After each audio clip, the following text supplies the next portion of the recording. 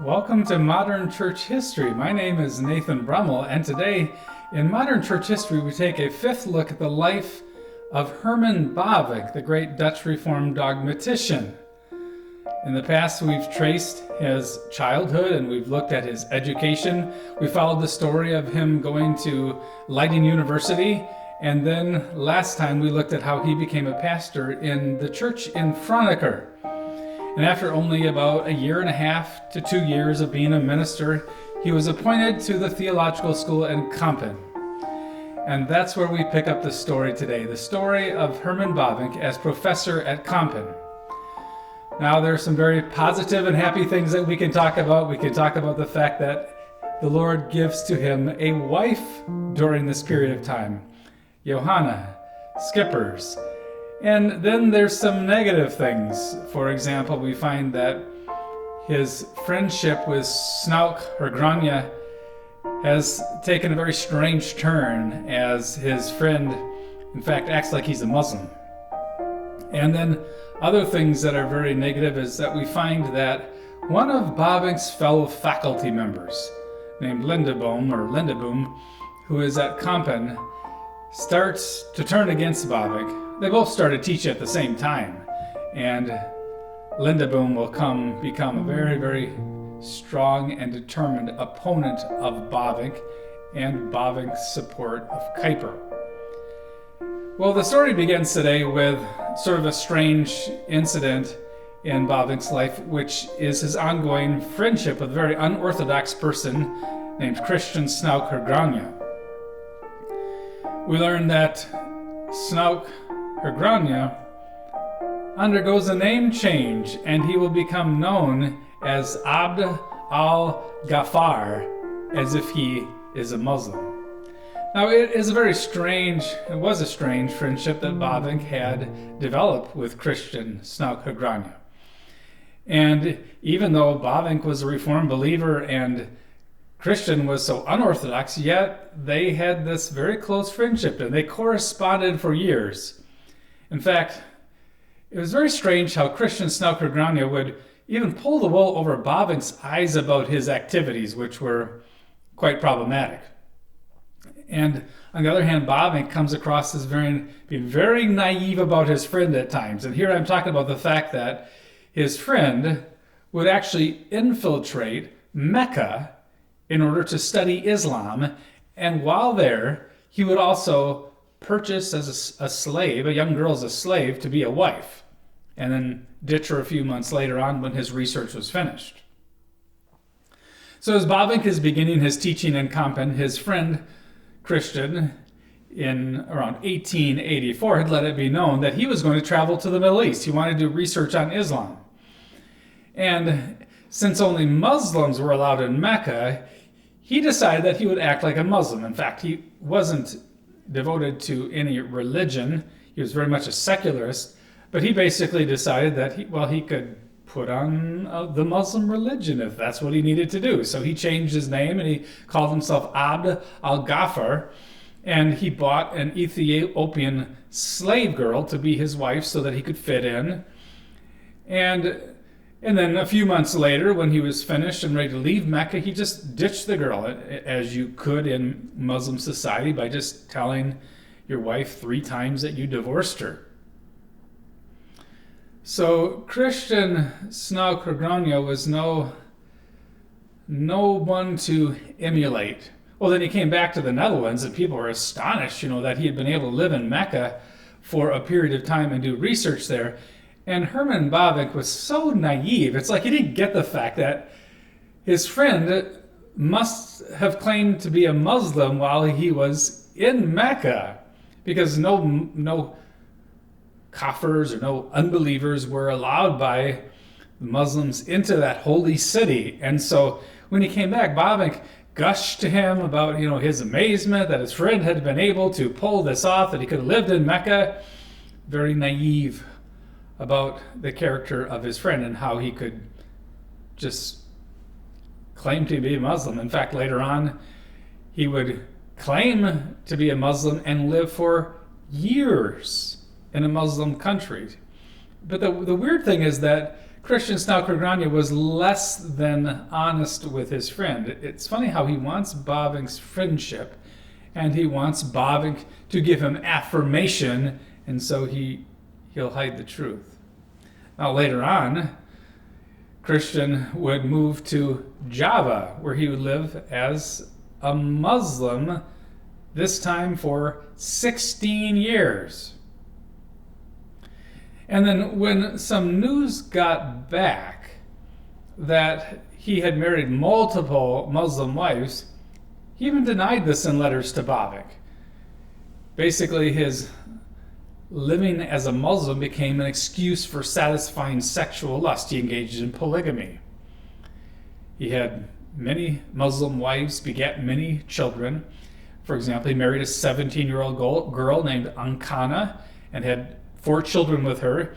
He married at least one of his wives when she was only 13 years old. And when some news of that got back to the Netherlands, Christiaan had the audacity to deny the reports. He claimed they were all false. He even wrote Bavinck in 1890, telling him it was merely gossip that he'd married a Muslim. Well, the truth was that he married multiple Muslims, and he was playing games with the definition of marriage. It's true that he did not have a Dutch legal marriage certificate from a court administered by the Dutch in Java, but he had marriages that were recognized by the Muslims in Java. And here Bavinck was sort of naive, but when he finally figured out the deception, then there was, for the first time in their life, a long lull between their letters that would go on for at least 5 years. So what a strange and ungodly friend Bavinck had. Now, another thing that's a little more positive at this time is that Bavinck is beginning to develop as a theologian, and in his day, as in the next 50 years in the Netherlands, many theologians would be infamous for how polemical they were in their writings. Abraham Kuyper, for example, could be very, very polemical, not only in the political realm, but also in his writing. And Dutch ministers and theologians would learn from the example of people like Kuyper. Later on, you'd have men like Klaas Schilder, who had a searing editorial pen and could write in a very strong way. Herman Bavinck would be part of that tradition later on in the United States. And so there were Dutch theologians and writers and ministers who they would be very, very polemical and even over the top almost in their criticisms of their opponents. I'm thinking of also Bavinck's fellow professor Lindeboom at the university could be very, very strong in his criticisms of even Bavinck. So one thing that stands out is that Herman Bavinck began to develop as what we would call an irenic theologian. That is, he was not over the top polemical. He wasn't always using fighting words. And that came out in a book he wrote that criticized the theology of an ethical theologian, a liberal, named Chantepie de la Saussaye. The book was entitled The Theology of Professor Dr. Daniel Chantepie de la Saussaye, A Contribution to Knowledge of Ethical Theology. Now, in that book, Bavinck was concerned, first of all, just to give an accurate description of the thought of this ethical theologian. And that's something that we find throughout Bavinck's writing, that he is very keen to bend over backwards to state the arguments of an opponent and to look at them in the best possible light. In fact, he would get in trouble, perhaps properly at times, with Abraham Kuyper for how he would say positive things about apostate theologians or try to find a little bit of good inside of a really bad theologian's writings. But that is something that would characterize his theology. And so he manifested this very strong irenic streak in this book.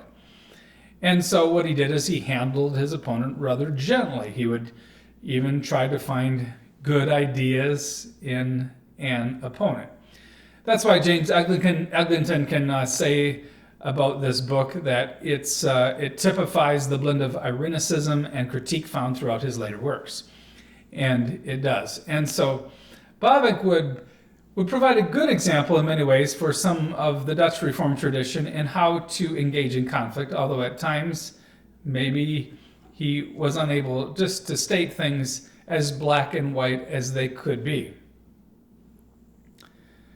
During this period of time, also have a very negative thing happening, and that is the development of his conflict with Lindeboom, something that would continue for a number of years, really till the end of the time that Bavinck taught at Kampen. Lucas Lindeboom was appointed at the same time as he was. And by 1887, Lindeboom made his disagreements with Bavinck public. In fact, he even presented an official grievance about Bavinck to the seminary trustees. Now, what was going on here? Well, one is that Lindeboom was critical of Abraham Kuyper and was unhappy that Bavinck was in many ways supportive of Kuyper's theological, his ecclesiastical projects, and his political projects. Now, one event that angered Lindeboom was the invitation of a Roman Catholic theologian and / politician to give a lecture in the city of Kampen. There was a man named Herman Bavinck who was basically like the parallel to Abraham Kuyper, but among the Roman Catholics. That is, he was trying to lead the Roman Catholics to be involved in politics, and basically the Roman Catholic Party worked with the anti-revolutionary party. Well, because of this, a committee of people in Kampen invited Bavinck to come and give a speech in town. And now this was the controversial thing to Lindeboom. What happened is that there were some people, some Reformed people, who then welcomed this man in town, as he came in town, to the lecture. And Lindeboom didn't think that Reformed Christians should be cooperating like this, even the political realm with Roman Catholics. He understood Roman Catholicism to be a false church, and why would there be this collegiality with people who were part of an apostate false church? Now, the bigger issue as time went on is that Bavinck would also support union between the successor churches and the new Doliancy churches that Abraham Kuyper would lead out of the Dutch Reformed State Church. And the point of tension would be connected to the issue of theological education. You see, the problem is that Kuyper had started the Free University in Amsterdam. Now, not only was that a university for training of like legal students and people for other callings, but also they were training men for the ministry of the word. And once the Doliancy churches had come out of the Dutch Reformed State Church, now this was therefore the place for ministerial training for their ministers. On the other hand, Lindeboom, like many of the saints in the successor churches, were very attached to the denominational seminary in Kampen, and also some of the unique theological formulations of the successor tradition. Abraham Kuyper's theology was at points viewed as a threat. Also, remember, the successor churches were as a whole people who came from a poorer, less educated background. And on the other hand, the Doliancy involved a lot of people who wanted to engage the culture. And so from Lindeboom's perspective, the Doliancy people were very much maybe too friendly with the world, too optimistic about engaging the world, not holding to the antithesis sufficiently. Now, what was going on too is that in Kampen, of course, the seminary there had always been overseen by the Synod of the Christian Reformed Church. On the other hand, the Free University in Amsterdam had a theological school that was overseen by an independent board. And so Lindeboom and others argued that no, it wasn't appropriate to have ministerial training that was not under the oversight of the Synod.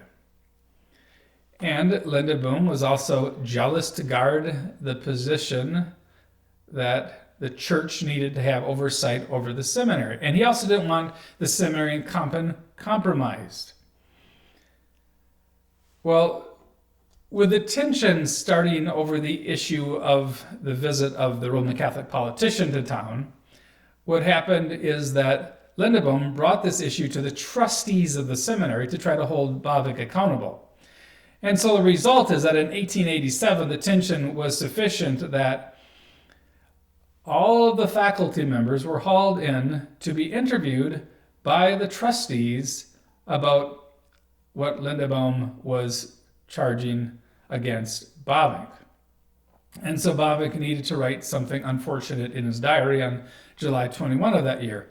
He wrote, "Thursday, the trustees' gathering has spent almost the entire day in secret. They are speaking about the relationship of Lindeboom to the other lecturers. In the morning, Van Velzen and Brummelkamp were called in separately, and then Lindeboom. In the afternoon, Koch, Wielinga, Nordsai, and I had to come in. We were asked about our relationship to Lindeboom, etc. Afterward, Lindeboom was called in again on his own." Now, unfortunately for Lindeboom, he didn't get his way. Bavinck wasn't disciplined, and the trustees, they might have decided to remove one or more faculty members if there was a big problem or it necessitated it, but they wouldn't do that. So Bavinck would continue to teach, and he had a colleague who would move from simply trying to hold him accountable in the seminary to attacking him in the church papers. Now, the big issue as time would go on would be that Bavinck would advocate, after the union of the churches of the succession with the Doliancy, he would then also push for the union of the theological schools. And on that point, Lindeboom was a massive opponent. And in fact, he would be successful in getting many people in the successor tradition to be against a union of the two theological schools. Now, at this time, thankfully, a happier thing is happening. On June 17, 1888, as Bavinck is experiencing tension with Lindeboom, we find the first evidence that Bavinck had met the young woman who was to become his wife. His diary records on June 17, "Preached in Vlaardingen, on Ezekiel 16, verse 14, and Romans 8, verses 14 through 17. Stayed with A.W. Schippers." Now that's a reference to his future father-in-law, Andries Willem Schippers. This man was a rich ship owner who had a young, available, attractive, educated daughter. The young woman's name was Johanna Schippers. They would have said Johanna. Johanna Schippers was only 20 years old when Bavinck met her. He was 33 years old. And what is striking is that, according to the available records, he only met his future wife a few times before their engagement. But that probably fit Dutch culture in those days. For example, his diary records on October 25 of 1889 a second contact with Johanna. October 25, morning, visited Mrs. Freeland, Sr. Johanna Schippers had stayed there and had also attended the lecture. So she had come to hear him speak, and he had a chance to meet with her. And apparently, right from the outset, there was an attraction, a mutual attraction between the prominent professor and the daughter of this affluent and politically influential ship owner. And in contrast to Bavinck's previous experiences with a father of a girlfriend, from the very start, Andries Willem Schippers supported Bavinck's interest in his daughter. In fact, James Eglinton contrasts Mr. Schippers with Arie den Dekker, who was Amelia's father. He says this: Andries Willem Schippers, 1843 to 1924, was the kind of successor to whom Bavinck was naturally drawn. A wealthy ship owner, he was active within Kuiper's anti-revolutionary party, playing a leading role in the local burger school, and would later co-found the Marnix Gymnasium in Rotterdam. That he would quickly and enthusiastically greet Bavinck's pursuit of his daughter is no surprise. In almost every respect, Andries Schippers could scarcely have been more unlike Arie den Dekker. So thankfully for Bavinck, this time, the father of the girl he's interested in is going to be all in supporting a potential marriage. Now remember, Bavinck came from a background and family that was quite educated and quite sophisticated. Now it's true that, as we pointed out, that many succeeders were into world flight. They thought that the safest thing for the church was for Christians simply to withdraw from society and its evils. But Bavinck himself had not been raised in such a household. And so he shared with Mr. Schippers a concern for the lordship of Christ in all of life. And so they were very much on the same wavelength. And what about his future wife? Well, Johanna Schippers was a very educated and sophisticated young woman. She was a good fit for her husband, who was a very, of course, widely educated and sophisticated person. For example, she had learned foreign languages. She had a good mind and would be a fitting helpmate for Bavinck. And after his death, she wouldn't be all that old yet. She would oversee his theological legacy. In fact, she'd work on attempts to get his Reformed dogmatics translated into German and English, although neither of those attempts worked out. She would also show writing skills later on and leadership skills when she would lead a women's organization that advocated for women's right, including like the right to vote. And in fact, she would even start and write it for a magazine that was called Christianity and the Women's Movement that supported this cause. So both Bavinck and the Schippers family fit in with the spirit of Reformed believers who were excited about Abraham Kuyper's project, of leading basically not only a political reform movement with an ecclesiastical reform movement, but also a cultural reform movement in the Netherlands. So now at this time, there was the second reform movement within 50 years. Back in 1834, the Succeeders, or the Afscheiding, had formed the Christian Reformed Church. Now in 1886, a large number of churches and believers left the state church, along with Abraham Kuyper, to form the Doliantie, or the Dolorenden, the grieving ones. And that name points to the fact that this group of churches grieved the situation in the state church. So now you had two Orthodox denominations in the Netherlands.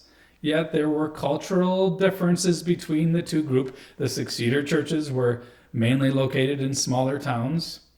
Fewer of their members were university trained. Many farmers, for example, people the working class, were members in the Succeeder churches. They also taken a very strongly antithetical approach to Dutch culture. They believed in walking in godliness. And in contrast, the Doliantie churches were very optimistic about the ability of Reformed believers to impact Dutch culture. That's where you find the founding of newspapers, the founding of the Free University, the founding of a new political party for the Reformed. On the one hand, the Afscheiding were very conservative. The Kuyperians, on the other hand, they were open to new ideas. So you could see that the marriage of these two churches, which would happen, that marriage would have some tension. And it's no wonder. And then on top of that, Abraham Kuyper had some theological emphases, whether it was on common grace or was on just particular covenant formulations that would cause tension in this marriage. The Succeeders, for example, had emphasized experiential piety. Kuyper instead affirmed the life of the mind and active service in every realm of life. So Bavinck was very supportive of the union between the two confessional Reformed churches in the Netherlands. But this time, the happiest thing in his life is that in June of 1890, he had contact again with Johanna, and things were now moving quickly. He wrote in his diary this: June 1, preached in Waardingen on John 8, verse 23 and 24, and John 9, verses 4 and 5. And he mentions that it is sermon number 411 and 412. And he says, I stayed with A.W. Schippers.